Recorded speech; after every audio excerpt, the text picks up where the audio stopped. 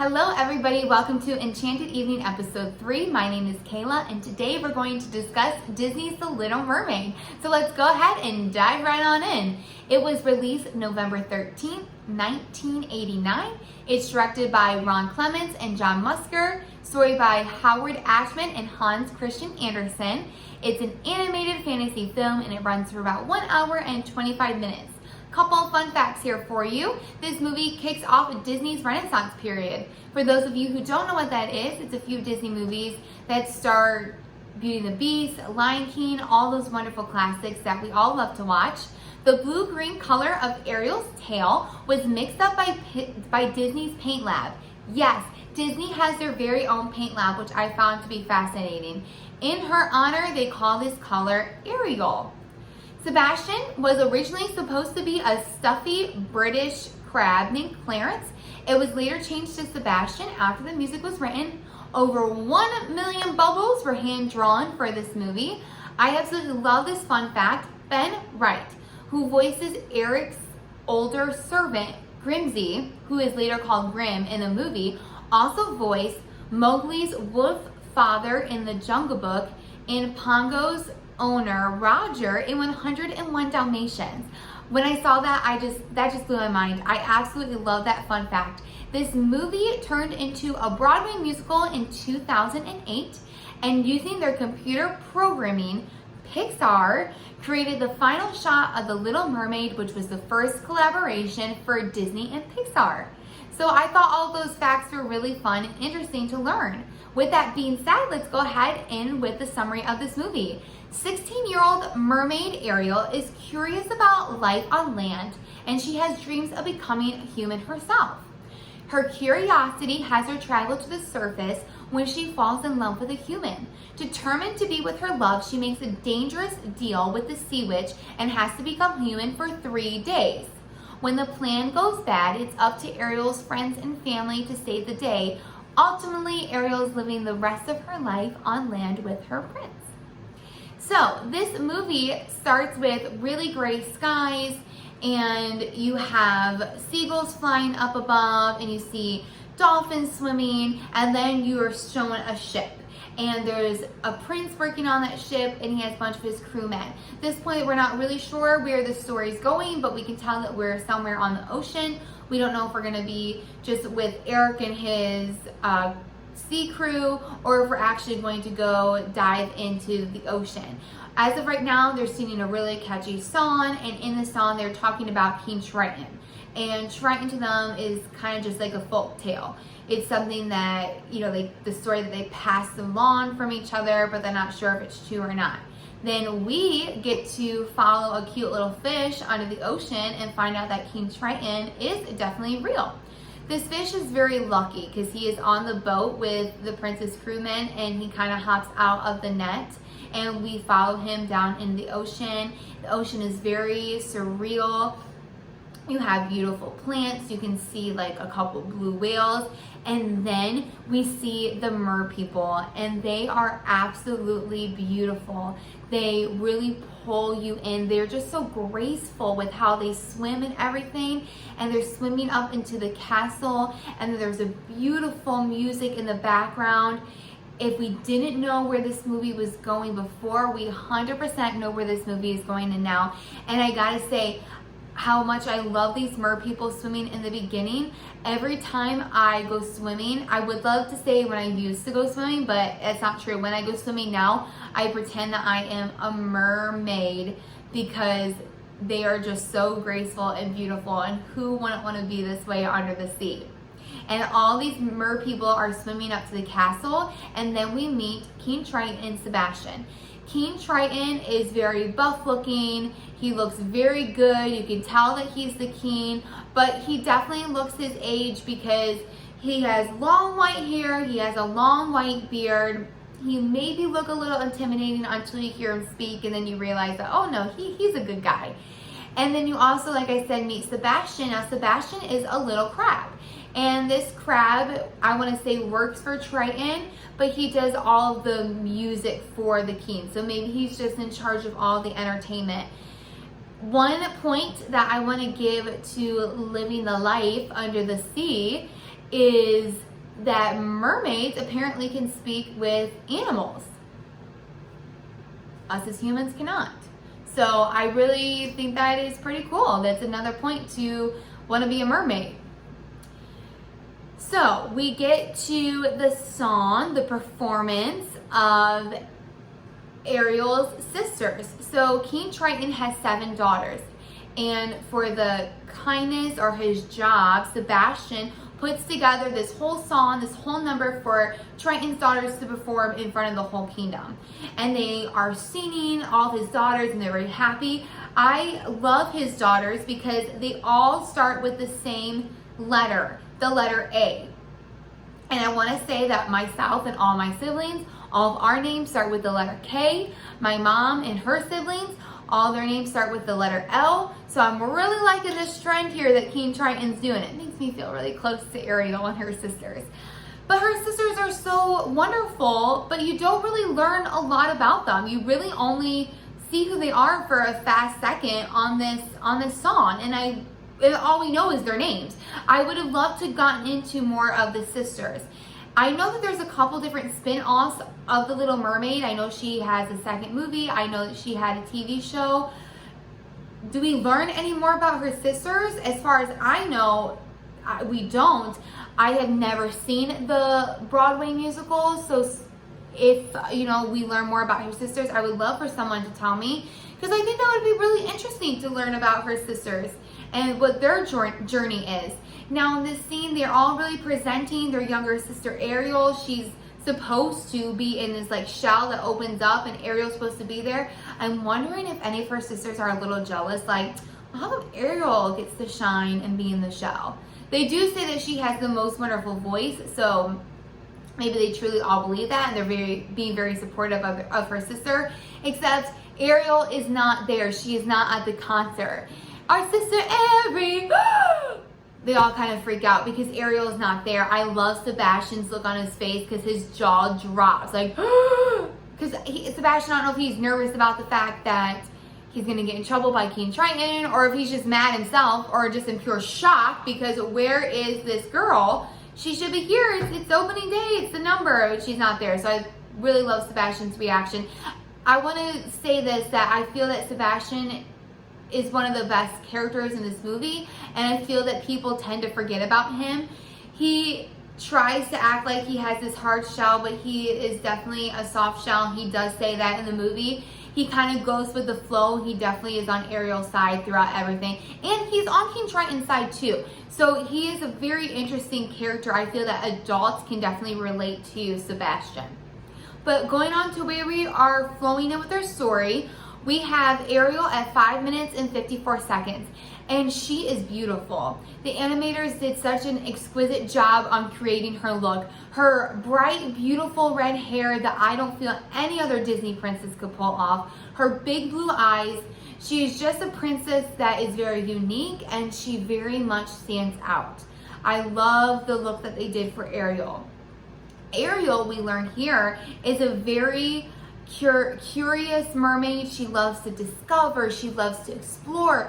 At this point, she's not thinking about the concert. The only thing she's thinking about is, I want to go out into the ocean to learn what I can, because she wants to go out into the world and learn more about the world. And the closest thing that she can do to get to that human contact, if you will, is going to the sunken ships. So at this scene, Ariel and her friend Flounder, who is a fish, I kind of have a mini picture of him back here. They are, exploring the old sunken ships.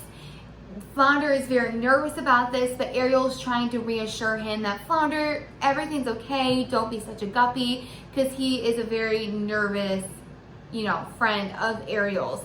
But Ariel loves to explore. I love this scene because when Ariel goes into these different ships, she finds different artifacts from the human land, and she finds a fork.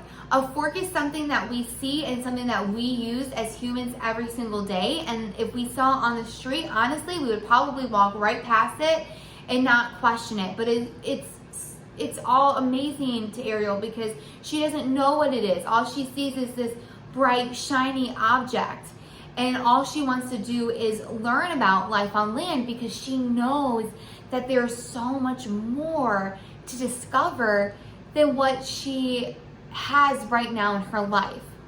The next part of this scene is there's a shark that kind of follows Ariel and Flounder and wants to attack them. So yes, mermaids can talk to animals, but apparently sharks are still after them. I love the fact that they added the shark because it gives intensity to the story. But at the same time, I'm gonna say that Sharks was really big in 1989 because we just had Jaws that came out in the 70s. So it was probably a really exciting part of the movie and got kids excited as well. Finally, Ariel and Flounder escape the shark and they go up to shore where they meet their friend Scuttle. Now, Scuttle is definitely the comic relief of this movie. There's a few other characters who comic relief, such as Sebastian and Flounder, but Scuttle is just one in his own, okay? His head is literally in the clouds, and since he is able to fly around on land, he is Ariel's guide to what things are on land. He tells her that the fork is a dingle hopper, and he says it's how people brush their hair. Poor Ariel. I mean, this is the only way she can get any information. Too bad that Scuttle just isn't all there. But he is a very fun character to watch, and I always enjoy when he is on. He has a heart of gold, he means well, he just doesn't know. And then at this point, Ariel realizes that she missed the concert that she was supposed to perform in. She goes, the concert was today, and so as any teenage would, she swims back into her home where she kind of gets that lecture from her father and Sebastian as to why she wasn't there. And before how I said that Flounder is, you know, a really nervous little friend fish of Ariel's, he does not like seeing his friend get yelled at by her father and Sebastian. So he swims up and he tries to defend Ariel. He goes, it wasn't her fault, it wasn't her fault. It was the shark, and then, you know, we met up with Scuttle, and it's always this is this, and that is that. But because he did this, he kind of threw Ariel under the bus because he told Triton that Ariel was up on the surface. Now we learn here that it is forbidden to mermaids to go up to the surface because humans are bad. At least that is what Triton sees. Ariel does not see that. She sees that they are full of discovery and that they have lived so much. She wants to know what that life is. But King Triton only knows the bad of humans. And I feel like this is a life lesson that we all can learn, that we tend to throw different, you know, genders or stereotypes in one area and classify every single person as what that group is. But that's not necessarily true, because people, especially, I mean, think about yourself. People are not just black and white. There's so much gray in the middle. So many people are different, and so many things are different. You don't just have that, you know, different, this is this and that is that. There's so much in the middle. And so King Triton is almost fixed on that humans are bad, so he doesn't want to even try to get to know that not all humans are bad, some are good. And I think this is King Triton's journey to figure that out, that you cannot just base your opinion by what you've heard others in that category do, because people are so different. And so I love that fact. But at this point in the story, Triton is just telling his daughter that you cannot do that, go to the surface, and he kind of gives that old-fashioned rule that if you live under my ocean, then you'll obey by my rule. How many people have heard their parents say that? Sebastian kind of hurts himself here because after Ariel runs off, Triton and him are talking that Ariel needs to be under constant watch, and Triton says, well, Sebastian, I think you'd be perfect for the job. And Sebastian's kind of walking away, speaking under his breath, like, I should be creating a symphony, not watching your 16-year-old daughter. Then we get to one of the best parts of the whole entire movie, and it's Part of Your World. This song is beautiful from the second it starts to the second it ends.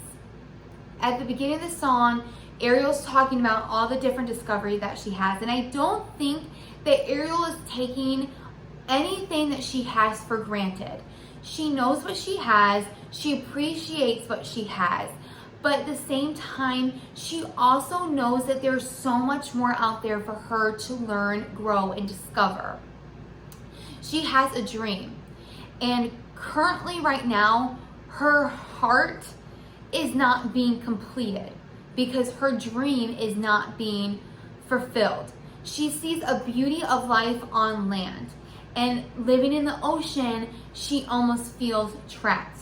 And I feel like a lot of times we can relate to this scenario because I feel that we as humans can also feel trapped in certain situations. I mean, I have a dream of wanting to go out in the world myself and wanting to explore. I would love to go to different countries and learn different cultures, but unfortunately I'm trapped because I cannot financially support myself to fulfill that dream.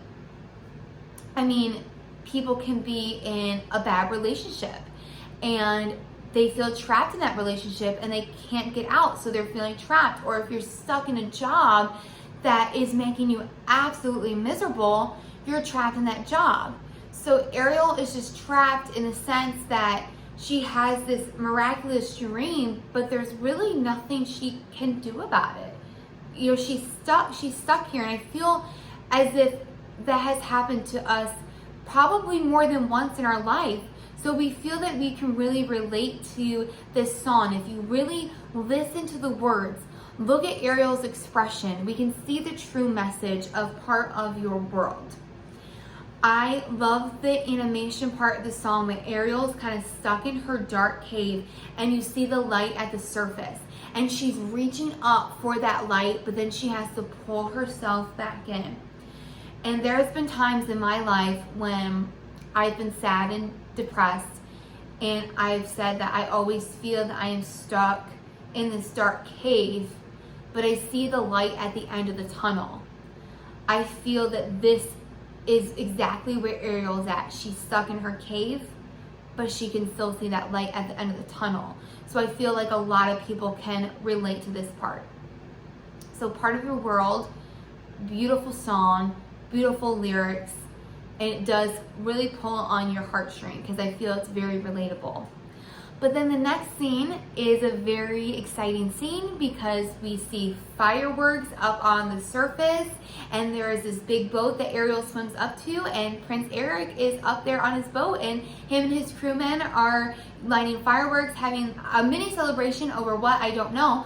But Eric is obviously having some inner emotion trials himself because his kingdom is pressuring him to get married and he hasn't found that right girl. He's saying, I know she's out there, I can feel that she's out there, but he can't find the one and he does not want to settle.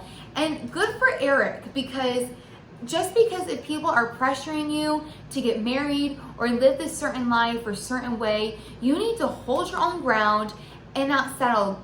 There is somebody out there, I think, for everybody, and no one should have to settle. You should be able to find your prince or your princess whenever that time is right for you. So I'm very proud of Eric for standing up for himself in this sense. Unfortunately, things go bad on the boat because there is an unpredicted storm and there's lightning and there's thunder, and the lightning strikes the boat and Eric's boat bursts up in flames and the whole crew is trying to get on the lifeboat to save himself. Eric has the most sweetest dog in the world. His name is Max, who is stuck on the boat, and this is where we see Eric as a hero because he jumps back on his ship, his burning ship, to save his dog, and he throws his dog into the ocean, and Max is all, "Arr!" And I do apologize for that noise. It was not cute when it came out of me, but it was cute when it came out of Max. But unfortunately, the dog is saved, but the ship blows up before Eric can get off. And then we see that Ariel is also a hero because she goes and saves Prince Eric from drowning. With all her strength, she pulls Eric out of the water and they end up on shore. I am in love with this scene. Just when it cuts to the scene, you have Eric lying on the shore, you have Ariel holding him, and it's absolutely beautiful. We go through, different stories of like the man is holding the woman and, comforting her. I love this is flipped, that she rescued him and she is holding him. And it's a very pretty scene because I love holding my boyfriend. He's gonna probably get mad that I said that, but it's true. I think in order to hold somebody, to console them and tell them that it's okay, it's a very sweet thing. And I love the fact that she's doing this. And then, she's singing, "What would I give to live where you are?" She's infatuated with him. She always wanted to know about land, but now that she's met Eric, the stakes have definitely become higher. And it cuts to this part where Ariel's face, all you do is see her face, and the sun is glowing behind her. There's her light, you guys. She's finally there with Eric, and he opens his eyes, so Ariel kind of dives back into the water. But we're gonna cut to Sebastian real quick, because when he sees Ariel holding Eric, his mouth drops.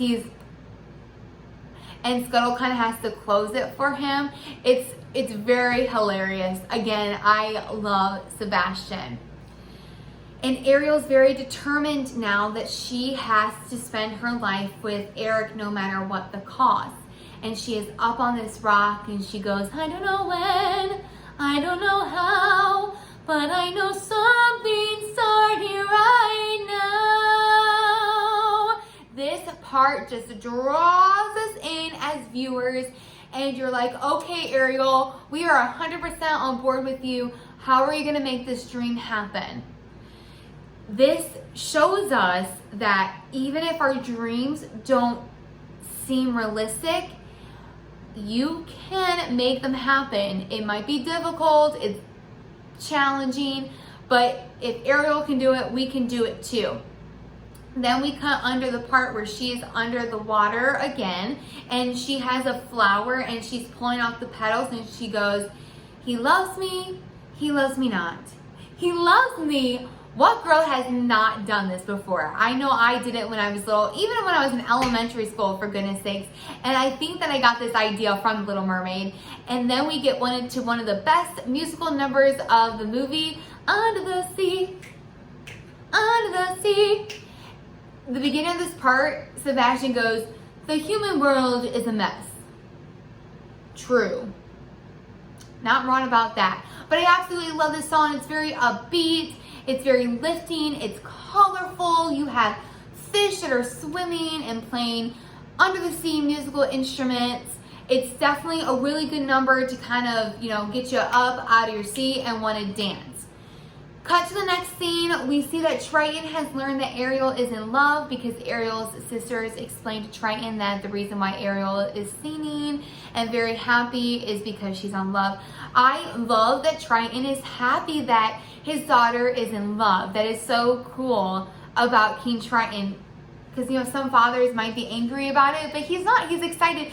The only point where he does get angry is the fact that he realizes that Ariel is in love with a human and not a merman. And Triton follows Ariel into her cave of wonders, we're gonna call it. All of her, human artifacts. And this is not good for Ariel, because Triton he does go into her cave, and he destroys absolutely everything that she has collected and found over the years. Now, some people might say that Triton overreacted in this scene. However, I'm not going to say that he did, because as a parent, what parent wouldn't do whatever they possibly could to protect their child? And Triton believes that humans are bad, that they will kill his daughter, so this is the only way he thinks that he can get through to Ariel about not going back up to the surface. He's yelled at her, he doesn't know what else to do. So unfortunately, he acts out in a way that does not sit well with Ariel. Because he does lash out in this sense, Ariel's very distraught. So now she's kind of on that teenage, going to defy her father and do the opposite of what he wants her to do. This point, we run into Flotsam and Jetsam, who work for Ursula. Now, Ursula is the sea witch. The first scene that we see Ursula in, we notice that she's evil just from how she talks. I love how she talks. It's very low speaking. She just has that evil look to her. Her castle is very, not her castle, I guess, but where she lives, it almost looks like where she lives is an old whale skeleton or some sort of fish that lived a long time ago.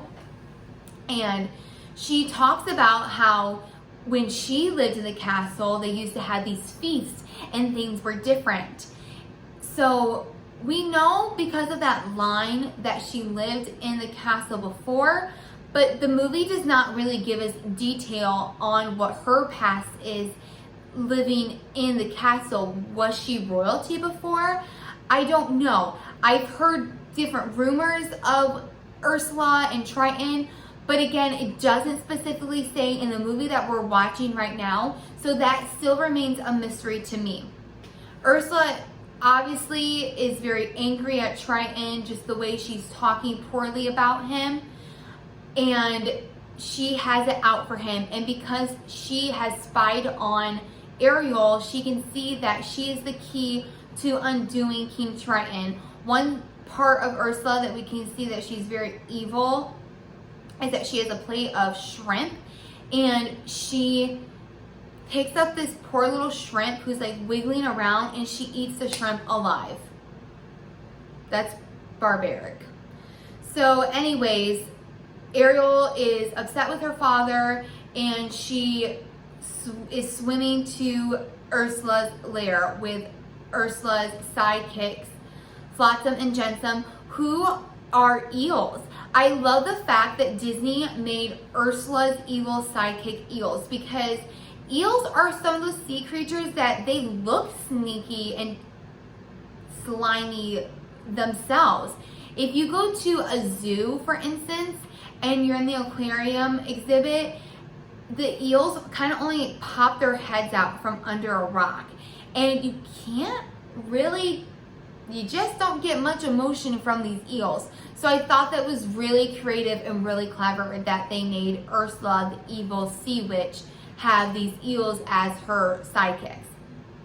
I really liked this part. So Ariel travels to Ursula's lair, where we hear the magnificent song, Poor Unfortunate Souls. This song is extremely impressive because I believe that it is not an easy song to sing. I have tried to sing this song in my car. There are so many words to kind of spit out. So who can ever sing this song is extremely talented, and it just really holds your attention. I love that we're getting into the scenes where villains have their own musical number. I love the darkness of the villains. I've always loved that. So this is really getting me excited into Ursula. This song to me has like 3 different parts. So, Ariel's coming into Ursula's home, let's call it. And there's these like seaweed type creatures, okay, that have faces. And at first you think, oh wow, these creatures are disgusting, especially since one of them grabs Ariel by the wrist and she has to kind of pry herself off. But really, we find out that these seaweed type creatures were Ursula's victims in the past, and they are just trying to warn Ariel not to make a deal with her. So the first part of Unfortunate Souls is Ursula trying to gather Ariel in, to make Ariel trust her. And this part of the song is, the color is like purple, blue, a little bit dark. And then when Ariel decides that she's going to sign this contract with Ursula, the color is orange and gold. And then when Ariel is giving away her voice, the color is green. Now, Ariel says that the deal that Ariel does is that she will give up her voice to Ursula in order for Ariel to live on land for only 3 days.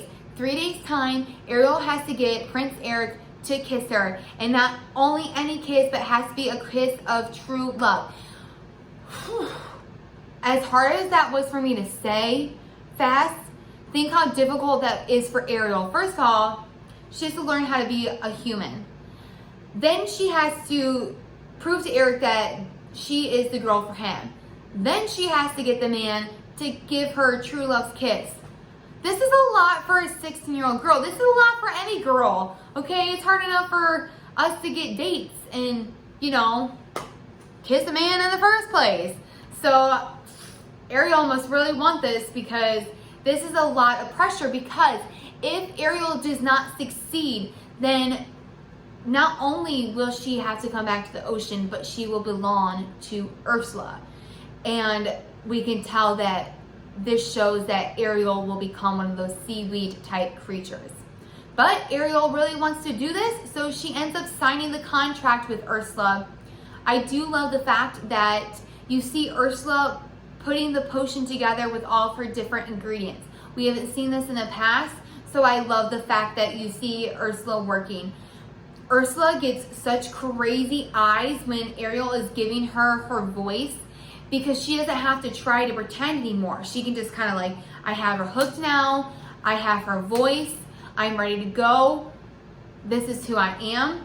So Ariel is giving away her voice, and then Ariel's fins split to human legs. You have to wonder if this was painful for Ariel, because it was painful to watch. Could you imagine having fins and then them getting split? I can't imagine Ursula giving you some pain relievers on that one. So I think it was painful, but I don't know. And then on top of your fins getting split in half, she turned into human, and she's very deep into the ocean. The second she turns into human, she can't breathe underwater. So not being able to breathe was probably terrifying. You would think that this part would be traumatizing to Ariel, for goodness sakes. I mean, it would be for me, just being ripped in half, like your lower part of your body ripped in half, and then not being able to breathe. Thankfully, Sebastian and Flounder followed Ariel to Ursula's lair, so they swim her up to shore. Whew, scary and frightening. Ariel gets to shore, and we see Scuttle up there, and he helps Ariel out to clothe her. It looks like he clothes her in this drape type thing or tarp that was left from a boat. Scuttle acts like he knows everything that goes on land. He does his best. But you know what? Thankfully for Scuttle, because if not, then Ariel might be walking on that beach with nothing on her lower half, and that's going to be a whole different movie. Just saying. Sebastian is so cute, because at first he's like, I don't like it, it's not good, we need to get you back into the ocean. But Ariel kind of gives him these puppy dog eyes, and he goes, what a soft shell I've become. So Sebastian has decided that he's going to help Ariel kiss Prince Eric so that she is happy. And then Ariel is sitting up on this rock, and Eric and his dog Max come back into the picture, and Max is like, this is a girl, I found the girl for you. But because she can't talk, Eric doesn't think that it is his dream girl, because his dream girl, all he can remember is her singing voice. So he's like, no, that's not her. But he still is such a nice fellow that he invites her into the castle. Poor Sebastian goes through the wringer. Literally, he goes through the laundry when they get on land, and he ends up in the Chef Louis' kitchen. We can see this eating fish and everything through a sea creature's eyes. Oh.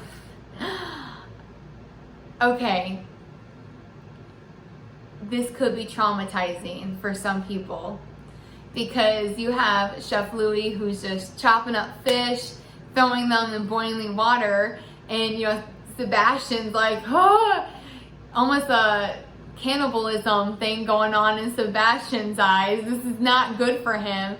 I love the part when Chef Louis goes, "It won't hurt because you're dead, and you're certainly lucky you are."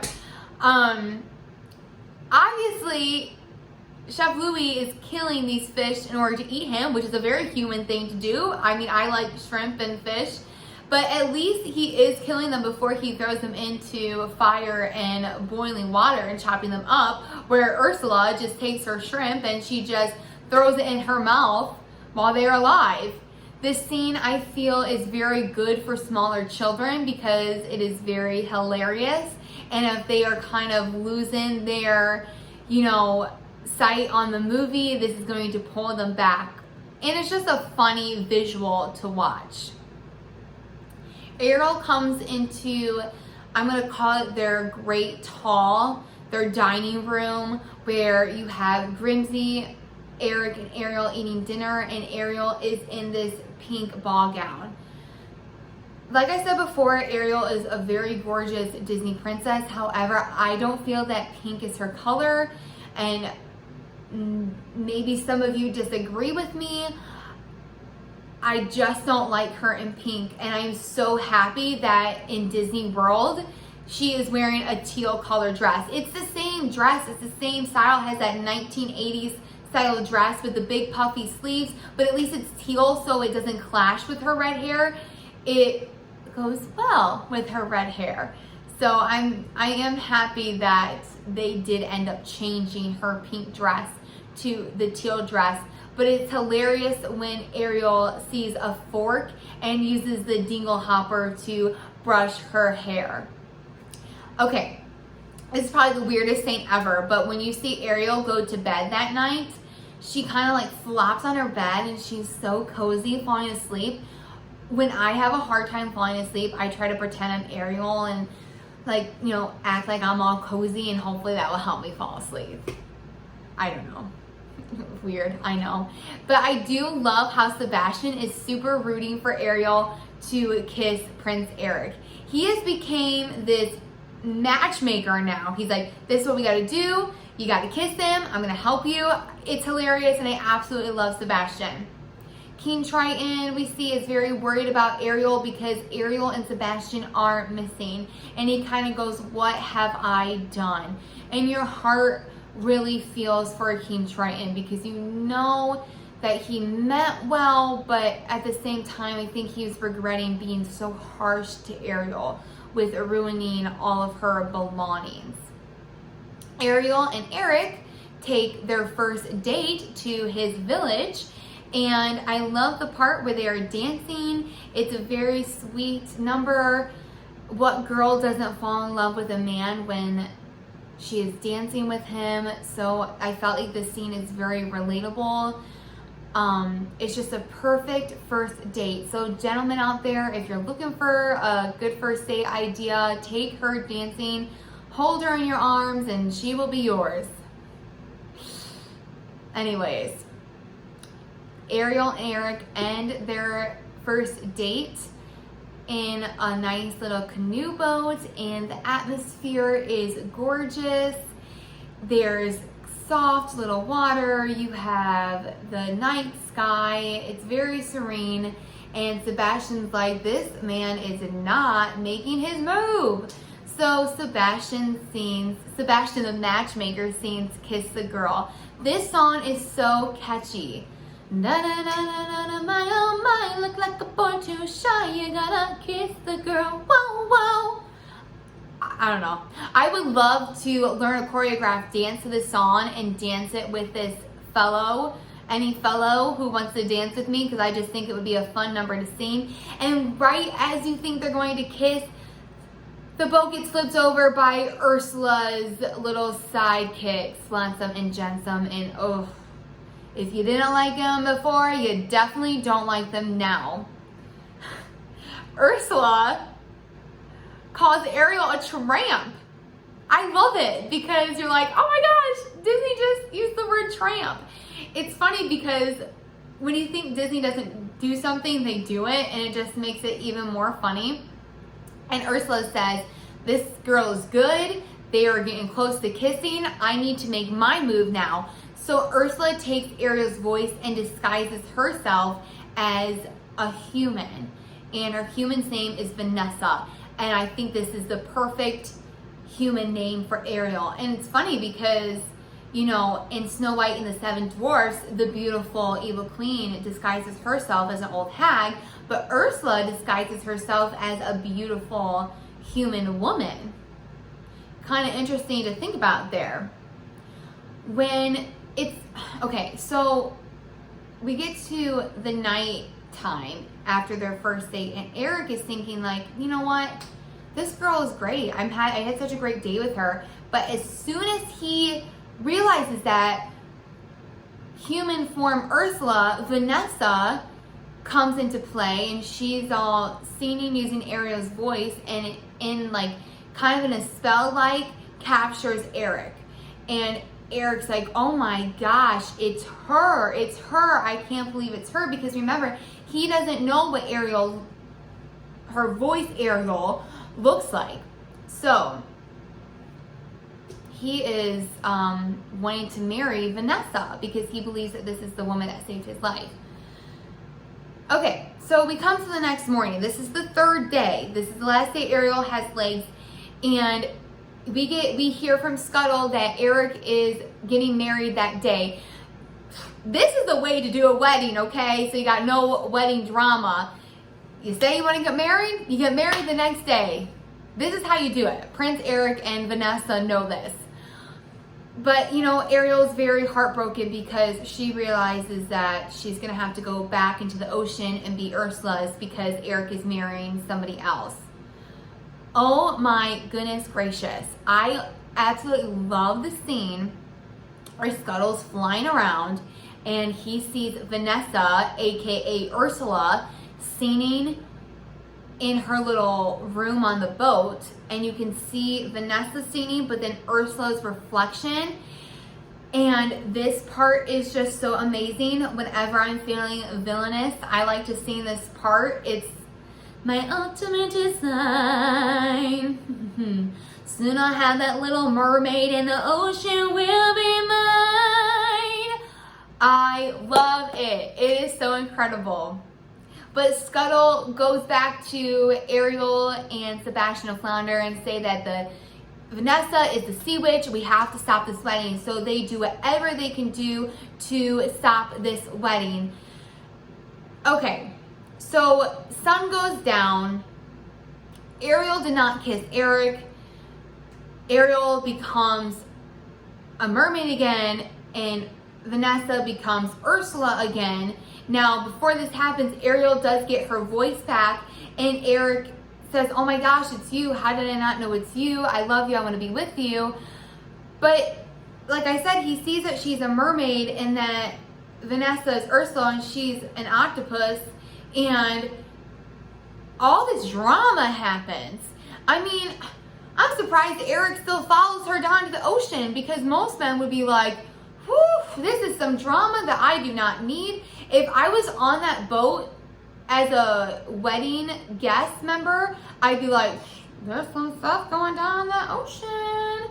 I mean, drama. But he does, and Eric is such a prince that he goes and tries to save Ariel. But King Triton comes into play, and he says, Ursula, stop. I'm not going to allow this to happen. And Ursula says, too bad. She made a legal contract with me, and King Triton does the ultimate sacrifice by trading places with his daughter. So now Triton is Ursula's.